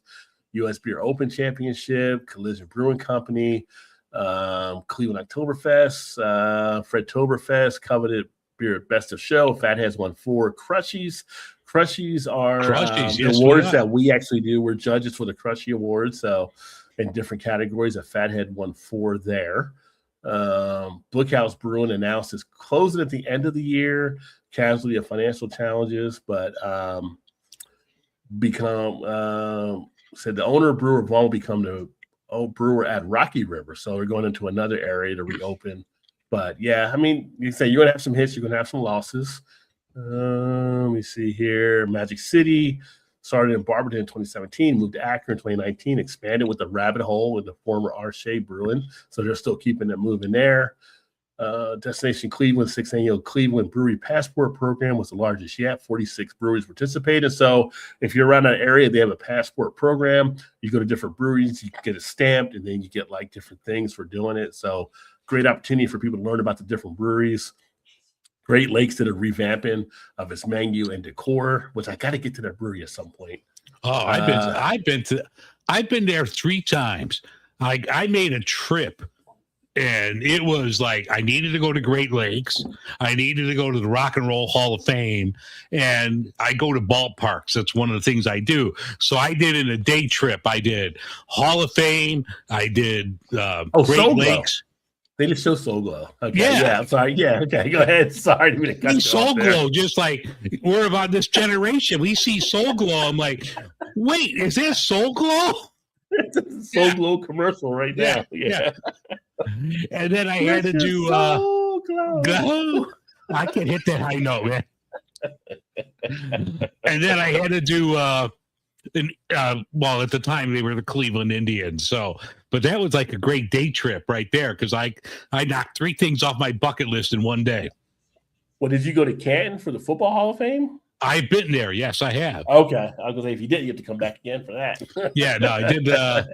I did the Canton. That's like, been to Cooperstown, been to Canton, try to get to as many ballparks as I can. It's been a while since I've been to a new one, so I'm definitely due for 2026. But like Cleveland had some shit going on. I mean, it was really cool.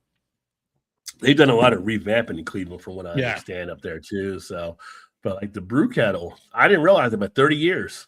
1995 was when they started. So they've been kicking it ever since then, which is great.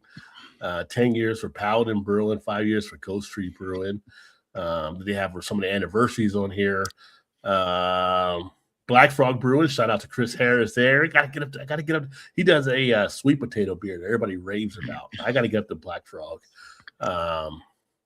Heaven Brewing, Mosaic, Starflyer, Two Friends. So yeah, like you said, there's breweries opening and there's ones that are closing, like listed on here.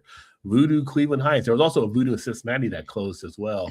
Tricky Tortoise, Railroad, Mentor. So I mean, that's just the way it goes. The door swings both ways, open and close. So yeah. Some of the favorite sippers. Let's see here. Killer Pills, Haven Brewing, Camper Pale Ale, Market Guard. Market Guard is quietly one of those breweries out there that does some really good stuff. Lock 15 and our Cascade Locks Pale Ale, and Instigator Double India Pale Ale, Dunkin' Pumpkin Ale, Dunkin' Pumpkin Ale. Holy moly, got a little ring to it. From Wreckage, Brewing, Woodshop Can, India Pale Ale, and Red Ale Double Wing, Keller Pills, Rye Dunkel, and Rustic Hellas, Woolly Pig. He's gonna come down here though. He's gonna come down to Southwest Ohio. He's going to the Northeast. Cosmos Reserve and Hefeweizen and St. Max Christmas Ale. Yeah, I see this beer all the time. I never picked it up. I need to. The Pills Mafia. I always see it out there, and I love the name. That's like a great takeoff on the Bills. It's got the Mafia. Bills. It's got the Bills colors, right? So it's like I always see it. Next time I see it, I'm picking it up. I'm giving that one a go. I think Buffalo needs to be like a trip we need to do, because that just seems like a fun time. I mean, what is this, the last year of the stadium? So they're going to open the new stadium next year for the Bills.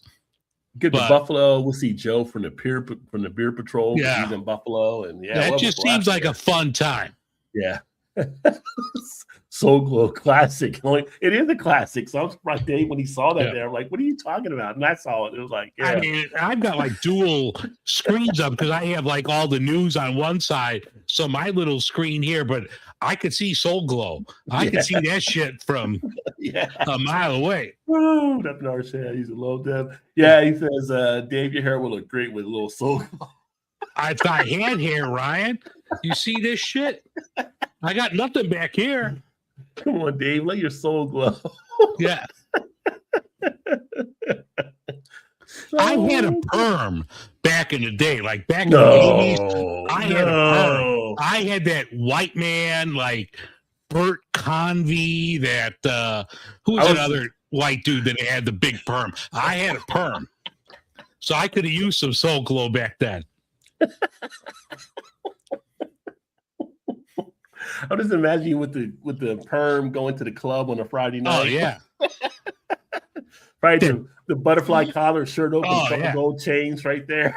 Tom Jones didn't have shit on me. Oh my goodness.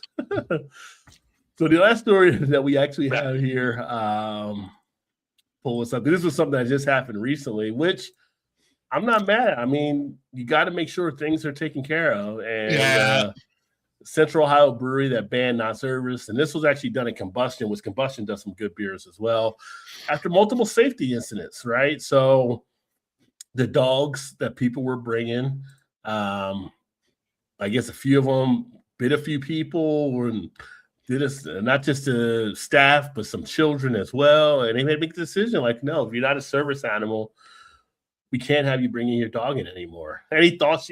You're a dog owner. I'm not a dog owner. You're a dog owner. Yeah. And sometimes I wonder what makes a person think they want to take their dog to go out and drink. Is it? I mean, but that's definitely, it's not the brewery's fault, because it's a business and you don't want people getting injured in your business. That's the dog owner's fault. My dog, who's a great dog in the house, I wouldn't take her to a brewery because she can't behave. She has issues, and if you put her on a leash, she's going to go after other dogs. So it's a mess. So we just don't bring her to places that she would be welcome.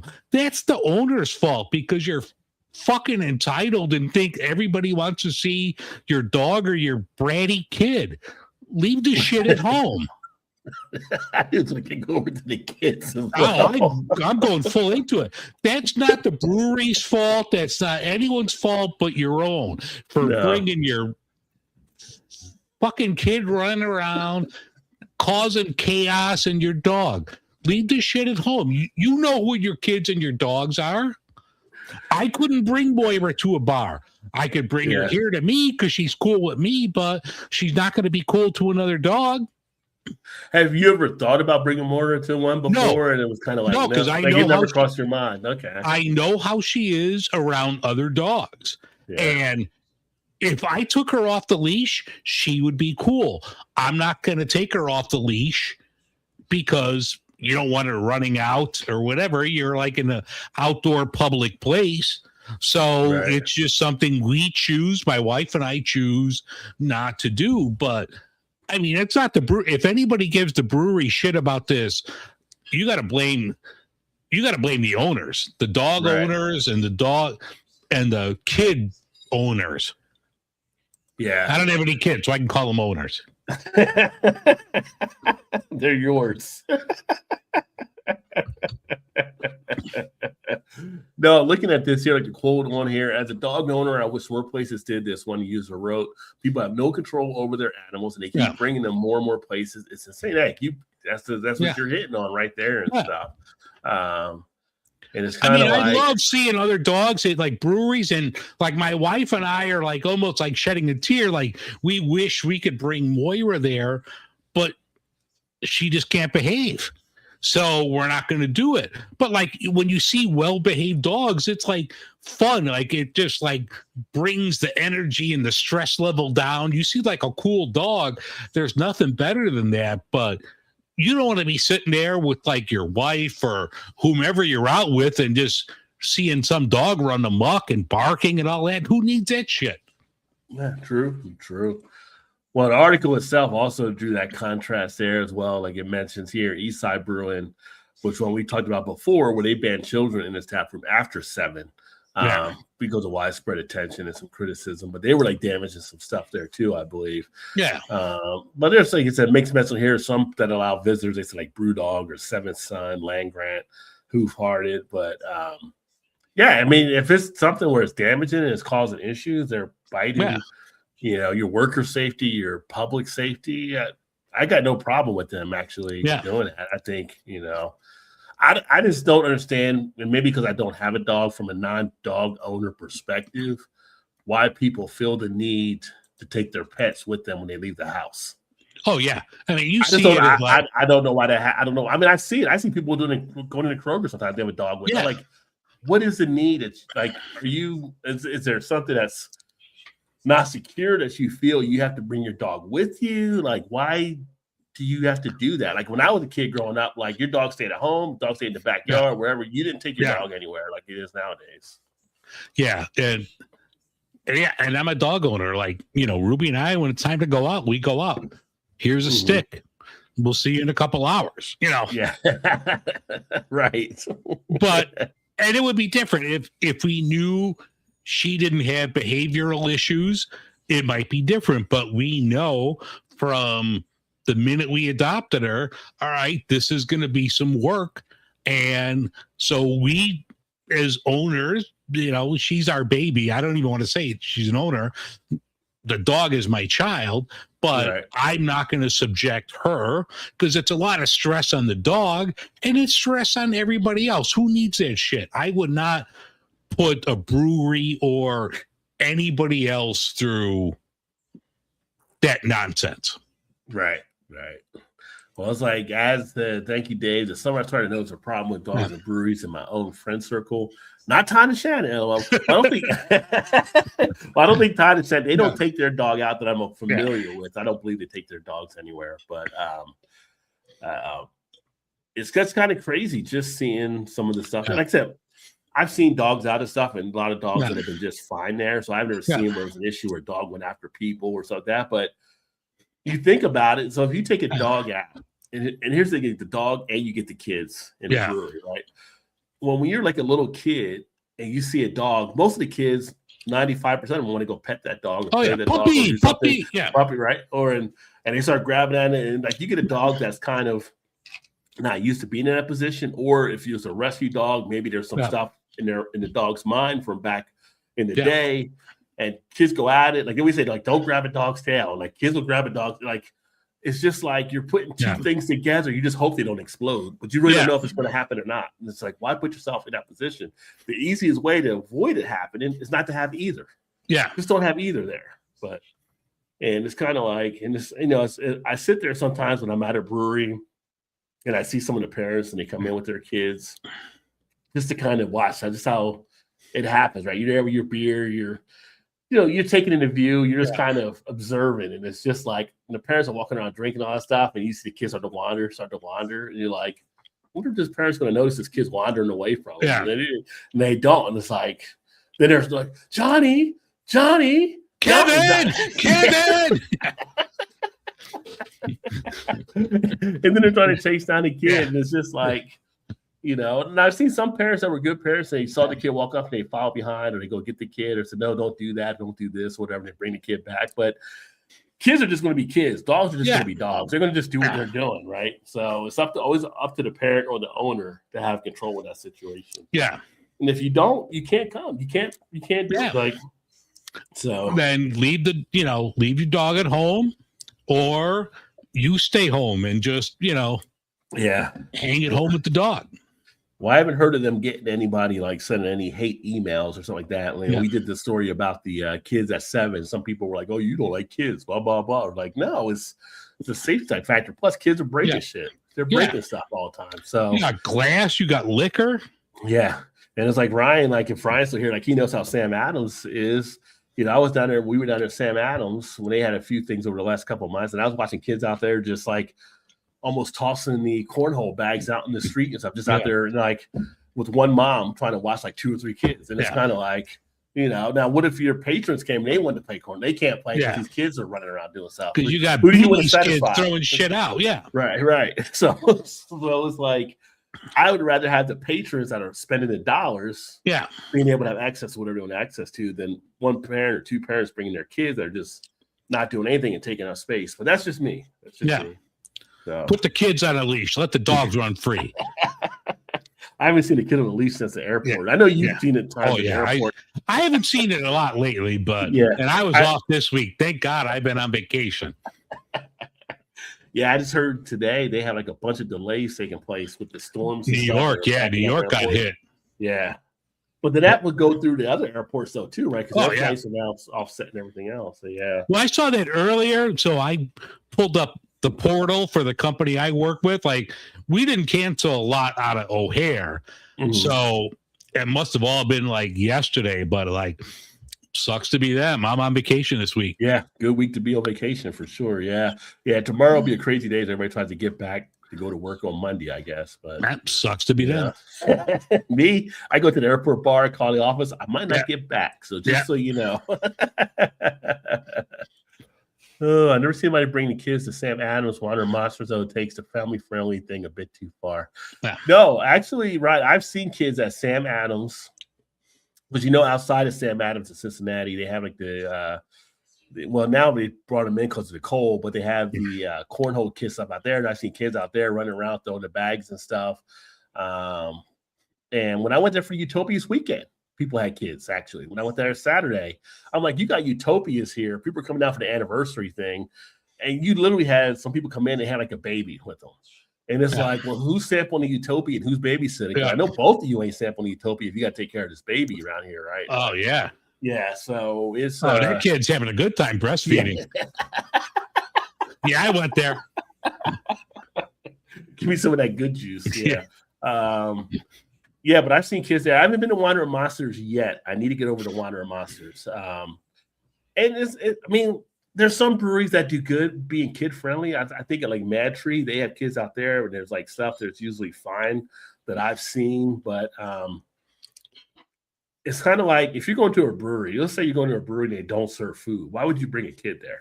Yeah. For one, right? Like I don't know if many of them do that. I mean, they might have a food truck or something like that, but it's just like a kid is going to be like want to have fun stuff to do. So it's kind of like, what's the kid going to actually do? Is just sit around doing adults. And then do you want to subject your kid to potential conversations or language and stuff like that you might not feel appropriate? Because I get at a brewery, especially if you got a bunch of guys at a brewery come in after a softball game or something like that and everything, we're probably saying all kinds of shit we wouldn't say in front of our mom.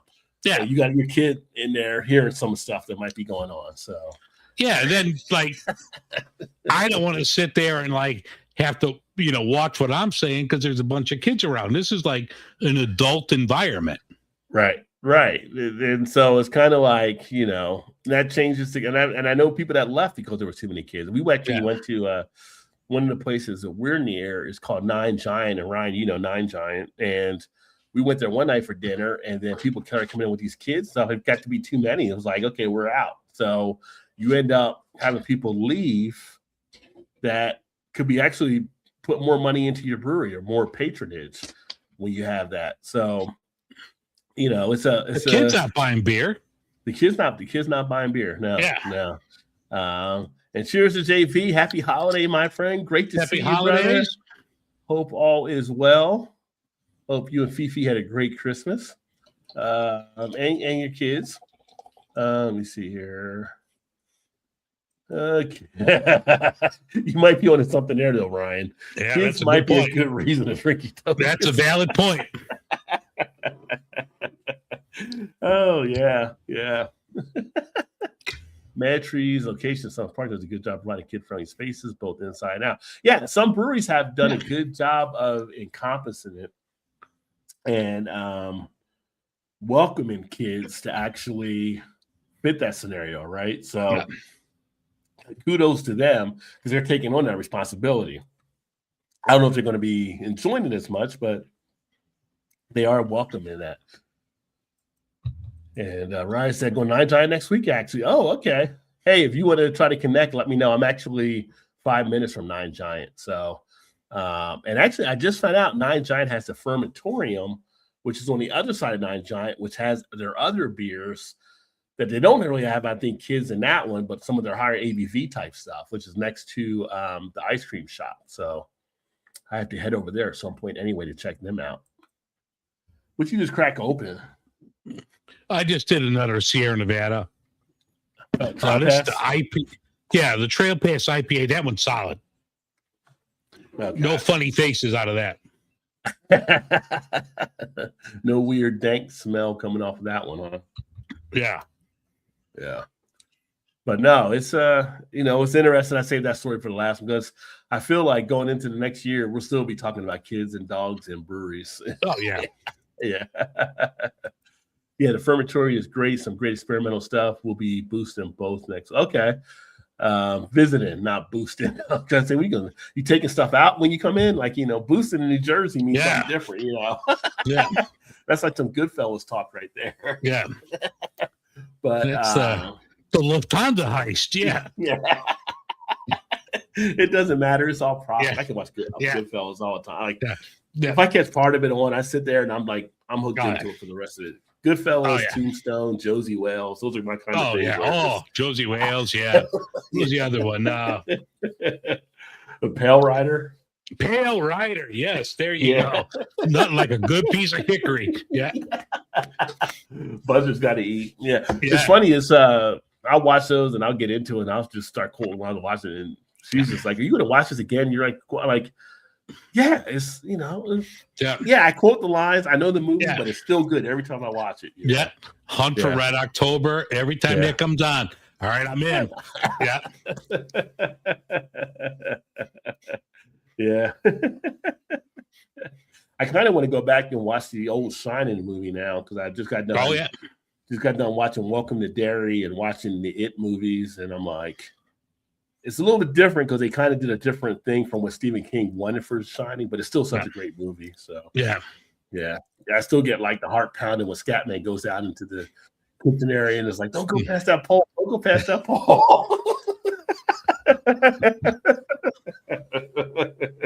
It's like he never hears me every time I watch. He never hears me. The axe still comes flying. So Yeah. yeah. But as far as beer news, I mean, that's the beer news we have to wrap up 2025. Yeah, I mean, one thing real quick that I noticed because we got dry January coming up, and this was one thing that I saw that was kind of intriguing. It said that 40% of beer consumers plan to take part in dry January, and like it kind of broke it down a little bit, and it said like half of people that are Gen Z are gonna like participate. So I mean that's like a big chunk. So if you are like I am, January's a rough month for breweries. So even if you're going to participate in dry January, you could still go. They have non-alcoholic offerings out there. Support the food trucks. You still got 4 days left. Stock up your fridge for February. There's Yeah. things you could do, but January is always like the toughest month for breweries. So Yeah. if you get a chance next month, even if you're like me, you're not gonna drink in January, you could still support your breweries in one way or another. But definitely, check them out. Go to a brewery, because in Chicago you might get taxed if you go to a non-brewery. But You might. definitely support your local breweries, places like that. And even if you just go to get like a bite to eat, you can go to get a bite to eat. You're still helping the place out. Yeah, true. Ryan said, "Dry January is against my."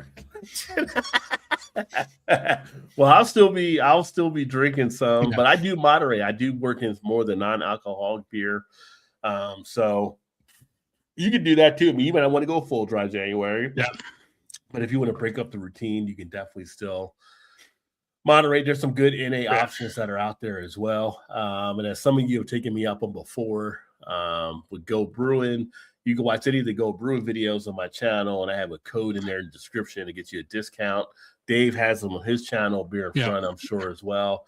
Both of us are ambassadors with Go Brewing, and you put the code in, whether it's Beer in Front or Rajay Beer Ventures, you get 15% off, and they ship it to your house. And I can tell you, Go Brewing does have some decent selections.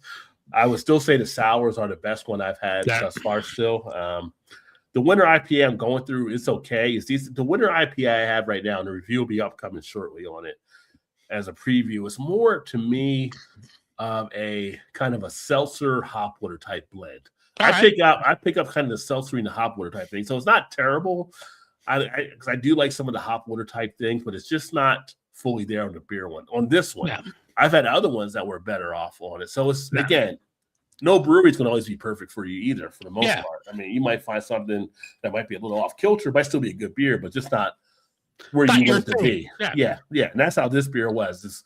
It's decent enough, but it just wasn't my thing as much. So, but that's the fun of experimenting and trying all these different things. But And we both talk about them, and it helps both of our channels out. But and no bullshit. Like Go, I think pound for pound is my favorite non-alcoholic brewery out there. Yeah, I think they have the best, and I've said this numerous times before. They've got the best suite of beers. Going across the NA spectrum that you have. Now, my favorite NA beer, like I said, is the Shoes Black Butte. As far as an individual. But as far as a collective, really, you got Athletic against Go. I'd take Go any day of the week and twice on Sunday. So 10 of time. Absolutely. Yeah. So I think they have some of the best. I haven't done the Bureau. I know I've been seeing a lot of stuff about that as well. I had one, and it wasn't great.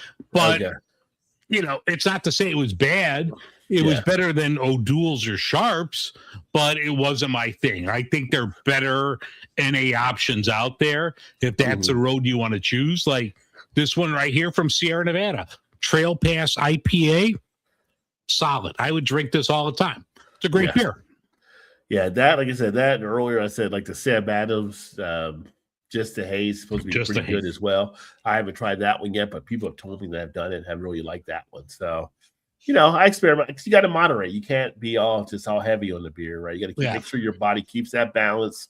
Make sure you're getting your steps in. Make sure you're like Hulk Hogan here. Make sure you're what do you used to say? Vitamins, take your vitamins. Yeah. And, make sure you're doing all the other stuff you need to do to keep in balance. But but I'm going to hit it hard in the next 4 days before January 1st. I'm going to ride that hog high.